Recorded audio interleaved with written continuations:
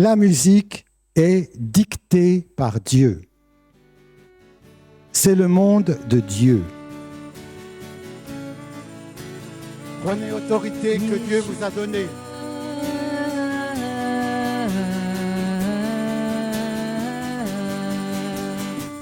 Plongez vos frères dans la gloire. Plongez vos frères dans la gloire. Nous sommes invités à chanter au Seigneur un chant nouveau. Psaume 149. Le chant est une affaire de joie. Si nous y réfléchissons plus attentivement, il est aussi une affaire d'amour. Donc, celui qui sait aimer la vie nouvelle, sait chanter le chant nouveau. Tout appartient au même royaume. L'homme nouveau, le chant nouveau, le testament nouveau. Chacun aime, mais on doit chercher quel est l'objet de cet amour. Par conséquent, on ne nous demande pas de renoncer à l'amour, mais de choisir ce que nous devons aimer. Avez-vous fait le choix de ce que vous deviez aimer? Cherche comment l'homme peut aimer Dieu et tu ne trouveras absolument rien d'autre que ceci. C'est Dieu, le premier, qui t'a aimé. L'amour de Dieu a été répandu dans ton cœur par le Saint-Esprit qui t'a été donné. En un mot, Dieu s'offre à toi, il te crie « Aime-moi » et tu m'auras en toi. Car tu ne peux même pas m'aimer si tu ne m'avais pas en toi. Vous qui êtes régénérés dans le Christ et qui avez reçu la naissance d'en haut, écoutez-moi bien. Chantez au Seigneur un chant nouveau. Mais il ne faut pas que ta vie porte témoignage contre tes paroles. Ce que je vous disais ce matin. Voilà. Adorateur en esprit et en vérité. En esprit, ça marche. En vérité, il ne faut pas que ta vie porte un contre-témoignage par rapport à tes paroles. Chante avec la voix, chante avec le cœur, chante avec la bouche, mais chante avec ta vie. Tu cherches comment chanter celui que tu aimes. La louange que tu veux chanter, c'est toi-même. Sois ce que tu dis. Sois ce que tu chantes. Tu es la louange de Dieu. L'amour seul est toujours nouveau. Et il est toujours ancien parce qu'il ne vieillit pas. L'homme vieillit par le péché, mais c'est la grâce qui le rajeunit. Quiconque aime les choses d'ici-bas aime le vieux et aime les vieux cantiques. Pour chanter le cantique nouveau, il faut aimer les choses de l'éternité, celles qui ne vieillissent pas. L'amour est nouveau, il est éternel, il ne vieillit pas. Il est ancien, et dès lors, comment peut-il être nouveau? Il est nouveau parce qu'il est éternel. Ce cantique est celui de la paix, le cantique de l'amour. Lorsque tu aimes, c'est la charité qui loue Dieu. La discorde jette le blasphème.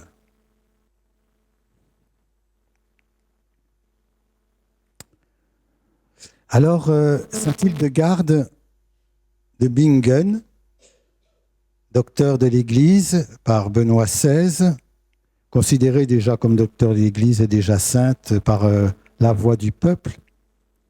Voilà. Et l'époque 1170, 1180, voilà. Et elle réfléchit aussi à la musique, à la louange, à l'adoration.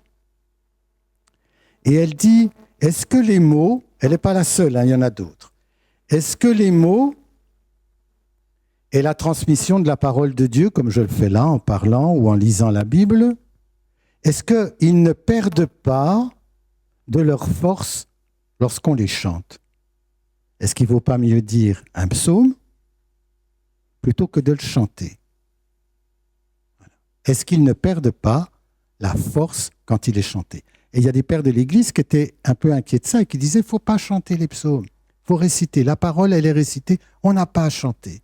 Et d'autres disaient, si, le chant ne gêne en rien.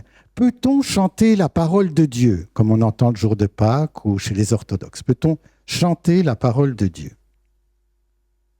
Chanter un Je vous salue Marie, chanter un Notre Père, est-ce que ça ne perd pas de sa force?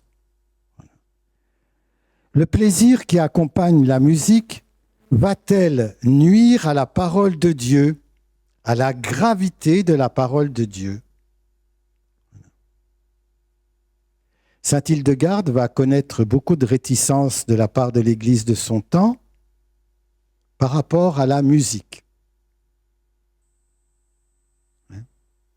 En premier, dit-elle, la musique est dictée par Dieu. C'est le monde de Dieu. Ça peut devenir le monde du diable s'il le détourne. Mais en premier, la musique, c'est le monde de Dieu.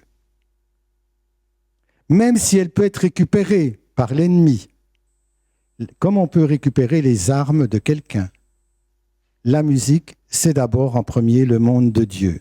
Notre louange est un pâle reflet, dit-elle, un pâle reflet de la louange céleste. Mais on peut s'harmoniser avec la louange du ciel. Ce que dit le prêtre à la messe, laisse-nous joindre nos voix à celles des anges pour te chanter.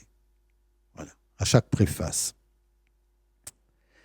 Les mélodies à voix haute ou les mélodies à voix intérieure, on peut chanter dans son cœur, le chant de la bouche ou le chant du cœur. La musique et le chant est indispensable à la propagation de la parole de Dieu. Surprenant ça, hein? Elle dit c'est indispensable. La musique est indispensable à la propagation de la parole de Dieu. Et elle procure en plus une vraie joie à l'âme. Il semblerait que les parents chantent avant d'apprendre à parler à leurs enfants. Ils chantent les mots. Ils chantent les gazouillements avant de former des syllabes et des mots pour se faire comprendre ou pour faire que leur enfant comprenne. Ils chantent les mots. Ah ba ba ba ba ba da di da da da da. Et voilà. Et ça fredonne et ça chante. Voilà.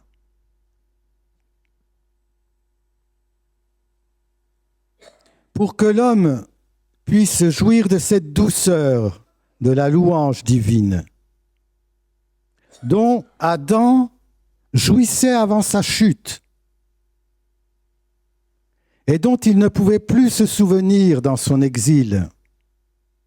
Pour l'inciter à les rechercher, les prophètes instruits par le Saint-Esprit qu'ils avaient reçus inventèrent non seulement des psaumes, des cantiques, mais les chantèrent pour augmenter la dévotion de ceux qui les entendaient, mais aussi inventèrent divers instruments de musique grâce auxquels ils émettaient de multiples sons, afin que tout, tant de forme et de qualité, ces mêmes instruments, que le sens des mots qu'ils entendaient, étaient le reflet.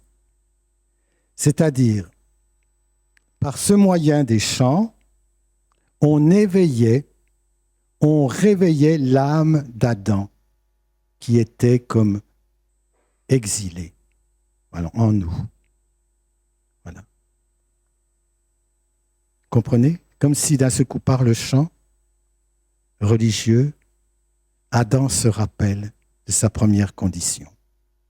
Ce qui est chanté dans le ciel, ce qu'il partageait avec les anges et qu'il avait perdu par le chant et par les psaumes chantés, c'est comme s'il faisait un retour cafardeux, j'allais dire nostalgique, de ce qu'il était avant.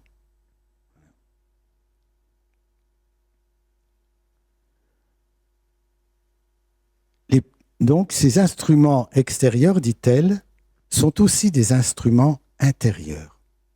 Vous êtes des violons, vous êtes des harpes, vous êtes des cymbales. Et l'Écriture le dit.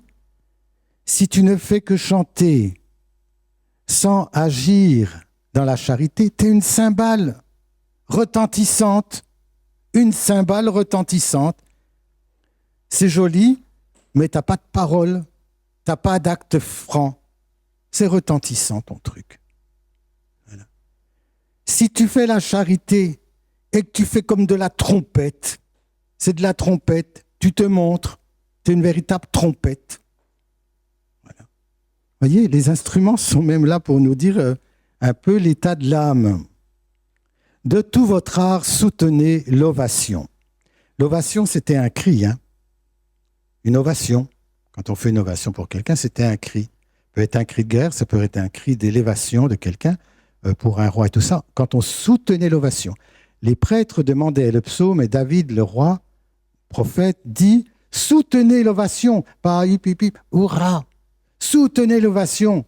C'est mieux qu'un match de foot, hein. Vous avez déjà vu le délire, l'exaltation quand il y a un but qui est marqué. Voilà. Et personne ne dit, ils sont ma boule, hein. Dans ces moments-là, c'est normal. Vous comprenez, c'est du foot. Pour Dieu, c'est pas normal. Hein. Pourtant, il met même plus de buts que n'importe qui. Hein. Soutenez l'ovation. Juda vivait en sécurité sur sa terre et les nations ennemies au loin entendaient les chants, la musique et l'ovation. Et tous les peuples d'alentour tremblaient. C'est-à-dire, on entendait depuis Jérusalem jusqu'au loin, dans les villes ennemies, on entendait la louange d'Israël. Tous les peuples tremblaient. Si on pouvait mettre le psaume 149. Alléluia. Chantez à Yahvé un chant nouveau, sa louange dans l'assemblée des siens. Joie pour Israël en son auteur, pour les fils de Sion, allégresse en leur roi. Louange à son nom par la danse, pour lui jeu de harpe et de tambour. Car Yahvé se complaît en son peuple, de salut il part les humbles.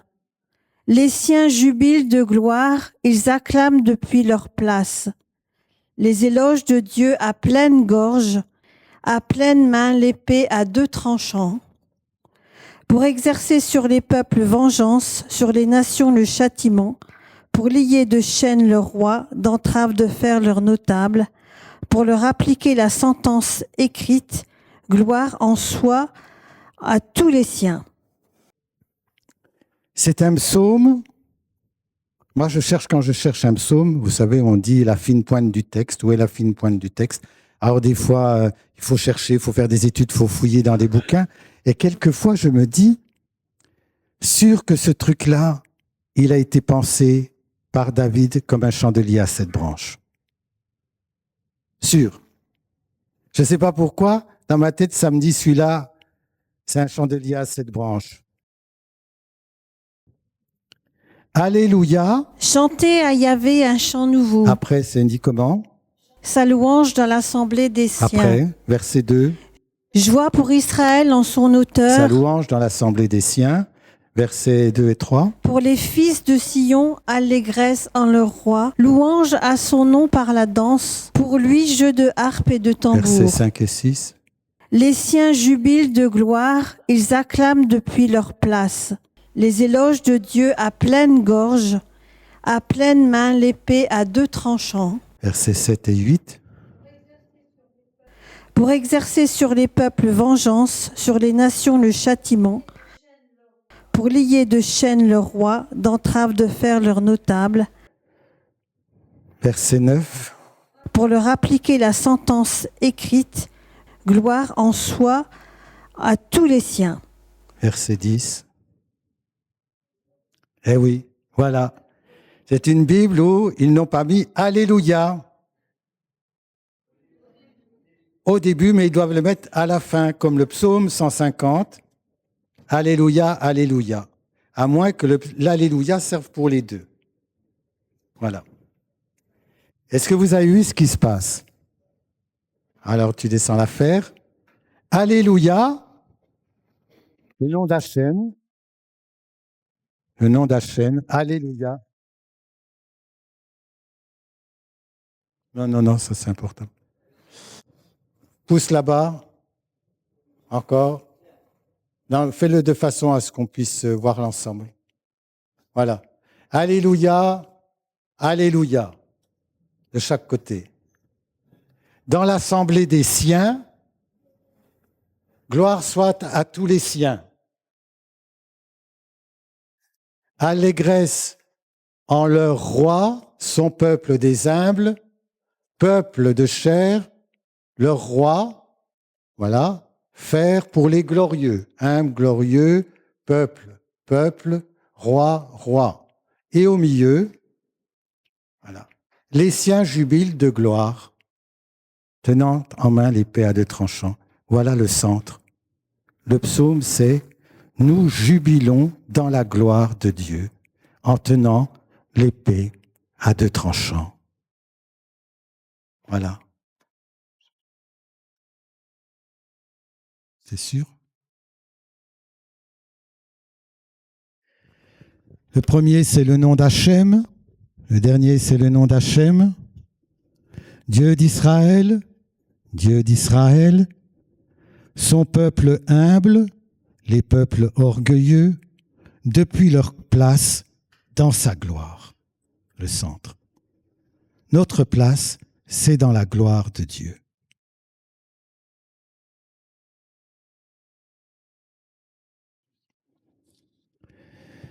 Israël triomphera quand son Dieu sera vénéré et adoré par tous et en tous. Isaïe chapitre 45. Tournez-vous vers moi, tous les confins de la terre, pour être sauvés. C'est pourquoi cette espérance lui permet de supporter toutes les épreuves qui lui sont imposées. Pourquoi Israël supporte toutes les épreuves? C'est parce qu'il sait que Dieu va triompher. Quelqu'un qui a un cancer, si on pouvait lui assurer 100% que dans 6 mois, il n'y a plus aucune trace et qu'on n'en parle plus, il supportera mieux la chimiothérapie. Non? Que s'il ne sait pas s'il ne va pas s'en sortir. Je veux dire. C'est comme le dentiste, on n'aime pas y aller, mais si vous savez que vous n'avez plus de mal après, on supporte mieux le dentiste si on sait après qu'on n'a plus mal aux dents. Et pourtant, on n'a pas envie d'y aller. Voilà. Donc, la persévérance, la résilience, la force d'Israël se situe dans l'assurance que Dieu triomphera. Voilà. Célébrer la victoire avant qu'elle n'ait lieu. Célébrer la victoire avant qu'elle n'ait lieu. Cette louange anticipée montre la dépendance totale à Dieu du peuple d'Israël. C'est parce qu'ils dépendent que ce sont des Anawim, des petits qui dépendent de Dieu 100%. Et donc, cette dépendance à Dieu fait qu'ils louent Dieu alors que c'est la merde. Voilà. C'est l'assurance que Dieu est avec eux. C'est l'antidote de l'angoisse, l'antidote de l'abattement, l'antidote de la déraison, l'antidote de la tristesse, l'antidote du désespoir.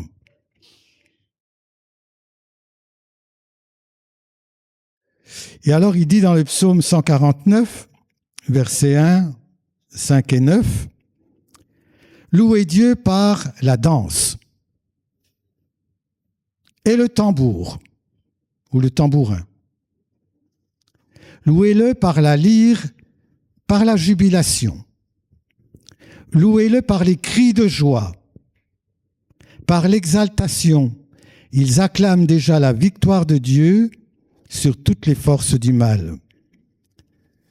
Dieu se complaît ainsi dans la louange de son peuple. Dieu est leur gloire et ils sont établis dans la gloire de Dieu. C'est pour ça qu'ils sont appelés les glorieux. Les glorieux. Nous sommes des glorieux parce que nous partageons la gloire de Dieu. Cette gloire, qui désigne aussi Dieu, au verset 25, est exactement au centre du psaume en hébreu. La gloire, voilà, le verset 5 est exactement dans le centre du psaume 149. Si vous comptez les syllabes en hébreu qui précèdent et qui suivent ce mot de gloire, il y en a 75. Et c'est au milieu, c'est gloire. C'est quand même drôlement pensé, hein, c'est des psaumes, c'est très surprenant. Hein, la sagesse de Dieu, c'est très surprenant. Même pour des exégètes qui cherchent la fine pointe du texte, elle est indiquée. C'est la gloire. Voilà. La gloire de Dieu, c'est votre gloire. Et votre gloire, c'est la gloire de Dieu. Dieu lui-même va assurer leur victoire. Et ceux qui se sont glorifiés en eux-mêmes, ceux qui cherchent la gloire les uns des autres, ceux qui se glorifient par eux-mêmes, devront céder la place devant Dieu et devant les glorieux du Seigneur. Ils vont devoir plier.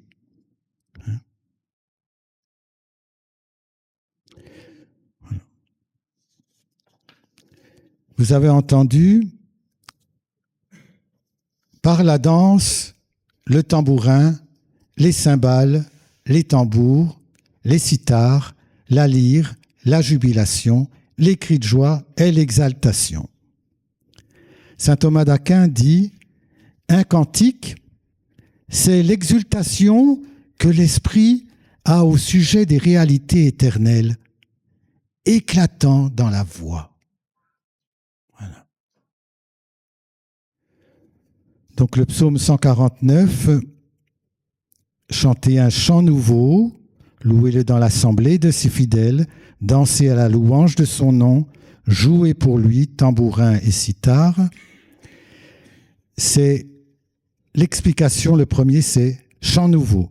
Le psaume 150, c'est l'explicitation du 149. Voilà. Dans le psaume 149, vous avez vu, maintenant le psaume 150. Je me suis dit, il n'y a pas de raison, si le 149 le fait, le 150 doit le faire aussi. Ah ben oui, il le fait, sauf que je n'ai pas mis la petite flamme sur le dernier truc. Voilà.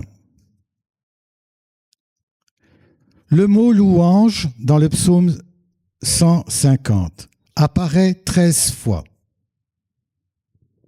Voilà. Est-ce que quelqu'un peut le lire? Alléluia, louez Dieu en son sanctuaire, louez-le au firmament de sa puissance, louez-le en ses hauts faits, louez-le en toute sa grandeur, louez-le par l'éclat du corps, louez-le par la harpe et la cithare, louez-le par la danse et le tambour, louez-le par les cordes et les flûtes, louez-le par les cymbales sonores, louez-le par les cymbales triomphantes, que tout ce qui respire loue le Seigneur. Alléluia. Important. Ce dernier psaume rajoute à la liste des instruments et les attitudes de louange la corne de bélier. Voilà. Cela suit un ordre rigoureux. Premièrement, la corne de bélier, le chauffard, dans la louange. Deuxièmement, les instruments à cordes. Troisièmement, les percussions. Quatrièmement, la danse. Cinquièmement, les instruments à vent et à résonance. Sixièmement, la respiration. La louange par la respiration. Voilà.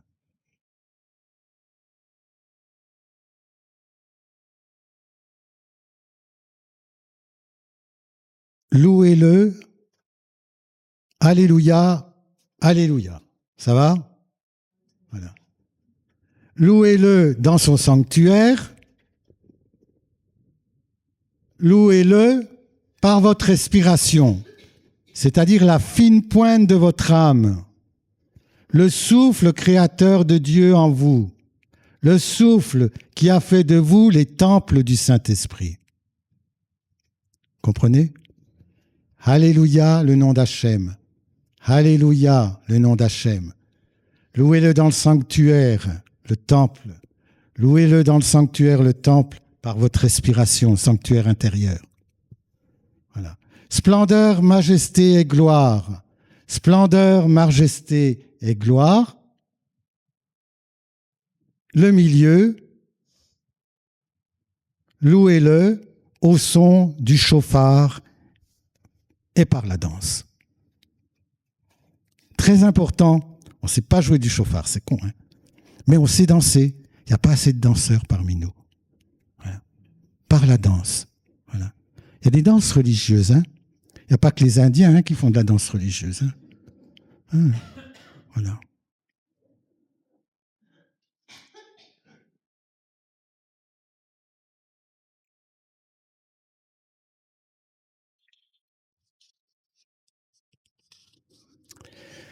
Le chauffard, je vous en parle 10 minutes et puis après je vous laisse tranquille pour le dessert, ou pour le goûter. Chauffard, bon, je ne connais pas l'hébreu, je ne fais pas l'hébreu, il faudrait demander un travail là-dessus à notre frère Sylvain. Mais chauffard, c'est pas un conducteur qui a bu un coup. Voilà, c'est cet instrument-là, voilà, qui veut dire de la beauté, paraître beau. Plaire, ce qui est séduisant, dans le bon sens de qui séduit, pas la mauvaise séduction. Ce qui est séduisant, beau. Quelque chose de la beauté de Dieu, lié aussi à la miséricorde. Hein? C'est lié à la vision. Le chant, la louange est liée aussi à la vision. Paraître beau. Paraître, c'est quelque chose qu'on voit. Paraître. Paraître beau. Voilà. Une vision. Comme une manifestation de Dieu. Et il est dit, les hypocrites en Israël, il est dit des hypocrites. Ils prennent l'apparence du beau. On dirait des chauffards. Ils prennent l'apparence du bien. Ils prennent l'extérieur de la beauté d'Israël. Ils prennent l'extérieur, mais dedans, ça l'est pas. Voilà. Exode chapitre 19. Donc le chauffard, une sorte de son, de musique, on pourrait dire intemporel. C'est classé un peu comme ça, intemporel, on ne sait pas bien dire. Fait de modulations, de cris, de rumeurs étranges, des alternances rythmiques. Voilà, un petit peu difficile à comprendre. Voilà. En Israël, beaucoup de mélodies suivent les grands intervalles musicaux du chauffard. La musique d'Israël suit les intervalles. Ces intervalles-là, leur musique est liée à quelque chose de la musique du chauffard. Alors, je ne sais pas ce que c'est que des quintes et des octaves, mais voilà. En tous les cas, des longues phrases mélodiques avec une grande souplesse rythmique. C'est une corne de bélier, des gros béliers, hein, voilà, qui est liée aussi au sacrifice d'Abraham quand il a offert son fils Isaac. C'est lié à l'alliance.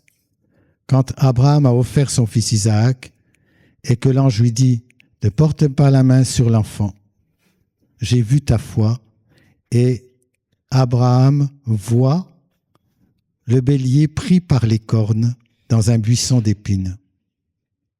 Et il va sacrifier le bélier qui ressemble à Jésus. Hein? Et cette corne, c'est le rappel de l'alliance. Tu n'as voulu ni sacrifice, ni holocauste. J'ai dit, voici je viens pour faire ta volonté. Voilà. C'est le souffle créateur et recréateur. Ce qui est surprenant, c'est que Dieu parle, pas simplement par les prophètes. Hein. Il ne se sert pas simplement de la voix d'Anne ou la voix de Jérémie. Il se sert aussi du chauffard. Quand Dieu parle à Israël, il prend le son du chauffard. Alors certains disent en Israël, il souffle le chauffard.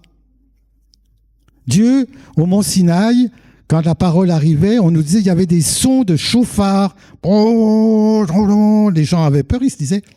Et ils ont même dit, un jour je vous en parlerai, ils ont dit, ils virent les sons. Ils ont vu Dieu. Nul ne peut voir Dieu sans mourir. Ils ont vu les sons. C'est très bizarre ce truc. Le chauffard, Dieu souffle du chauffard et il répond par le chauffard. C'est son moyen de communication, voilà. Aussi.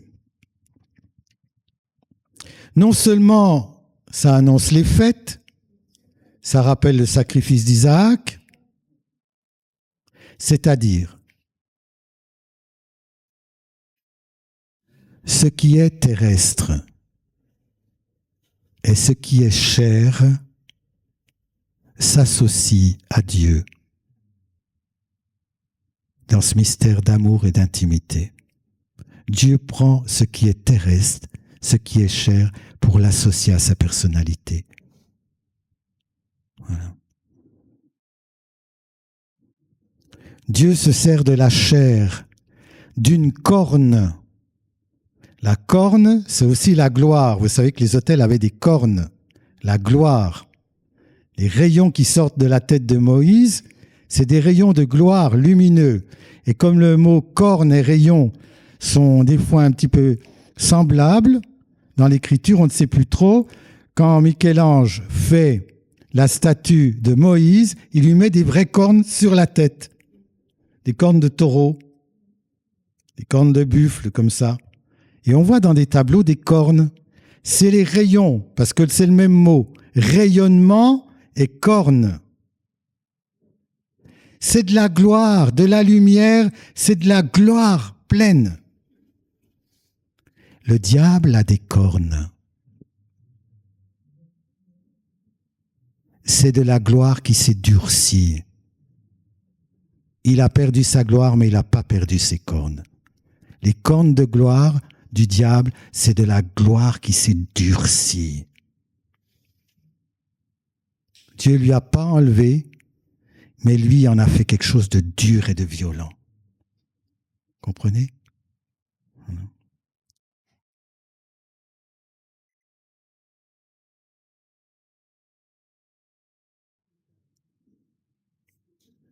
Exode 19. Le matin du 3e jour, il y eut le tonnerre, des éclairs, son et lumière. Oui, son et lumière, c'est eux qui l'ont inventé. Hein. Son et lumière.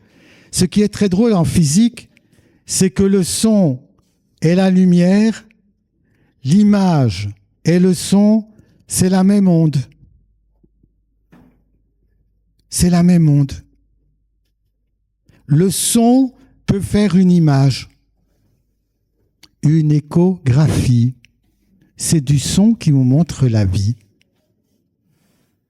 ou qui vous montre un problème. C'est du son.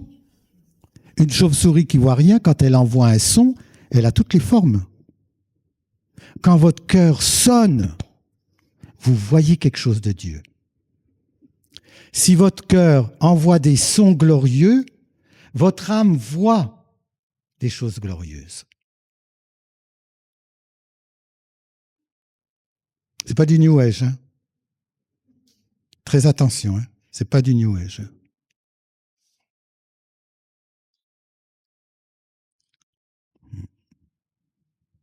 Le son du chauffard retentit si fort que le peuple trembla dans le camp. Le son et ses effets dans la chair et l'esprit. Le son a des effets dans la chair et même dans l'esprit des gens. Moïse fit sortir le peuple du camp à la rencontre de Dieu et ils se tinrent au pied de la montagne. Verset 18. Le mont Sinaï était enveloppé de fumée, car Adonai descendait sur le mont Sinaï au milieu du feu. Sa fumée montait comme la fumée d'une fournaise. Toute la montagne tremblait violemment, alors que le son du chauffard retentissait de plus en plus fort.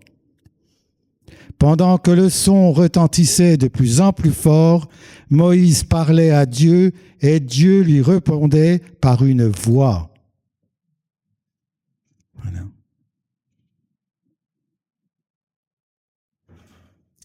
Avertit le peuple de ne pas se précipiter vers Adonai pour le voir. S'il le faisait, beaucoup d'entre eux périraient.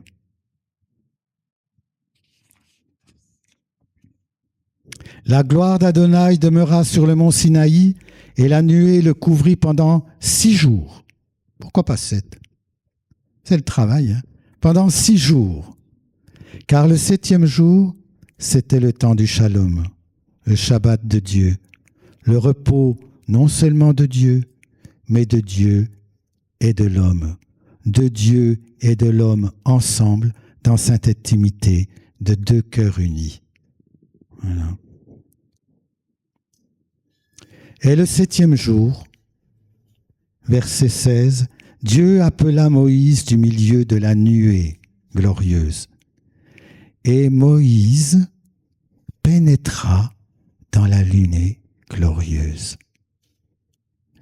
Et Paul dira, il y a ici plus que Moïse. Nous n'avons pas besoin d'une gloire voilée. Vous pouvez entrer avec votre cœur dans cette nuée glorieuse que Moïse a connue. Vous avez la même chance. Votre cœur peut entrer comme Moïse est entré dans cette gloire. Alors vous allez dire, mais comment que ça se fait qu'en fin de compte, on ne sent pas, on ne voit pas? C'est parce qu'on n'est pas dedans. Le bon Dieu est là, mais on n'y est pas. C'est pour ça qu'il dit, hein, demeurez en moi comme moi je demeure en vous. Le problème, c'est pas moi, hein. Moi je demeure en vous, mais vous ne demeurez pas en vous-même. Demeurez en moi, cherchez-moi au bon endroit, je suis en vous.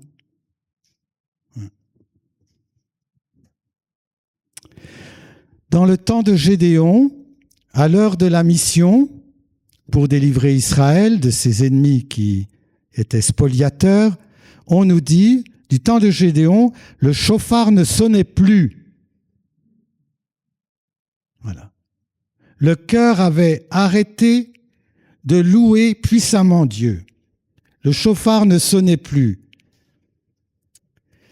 Madian et Amalek régnaient sur le pays parce que les fêtes étaient abolies et que le chauffard ne sonnait plus. Le signe que l'ennemi triomphe, c'est quand vos bouches se ferment. Quand vos cœurs cessent de louer, l'ennemi triomphe. Voilà.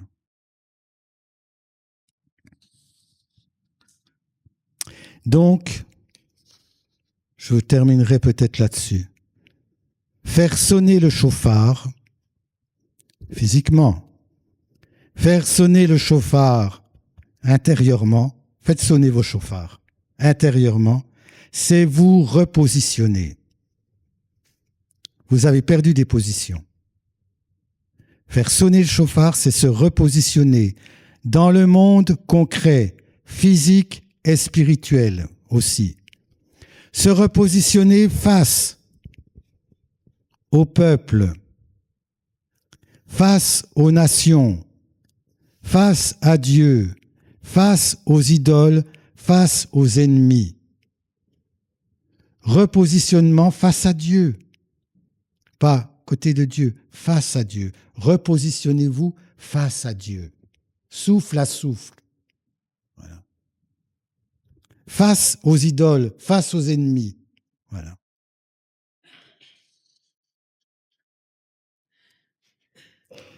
Et bon appétit.